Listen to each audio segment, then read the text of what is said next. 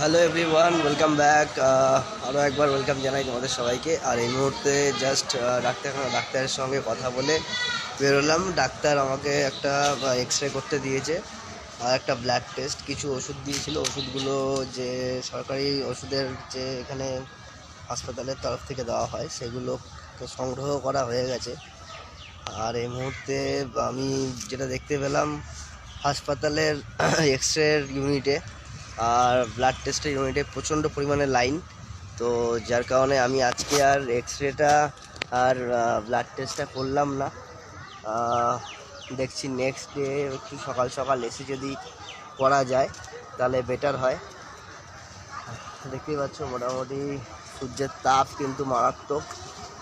আর এখানে আমি ভেবেছিলাম কি সকাল 9টা থেকে ডাক্তার বসে যায়, আর সমস্ত কলকাতার বড় বড় হাসপাতালগুলোর মতন, বাট এখানে একটু ডিলে।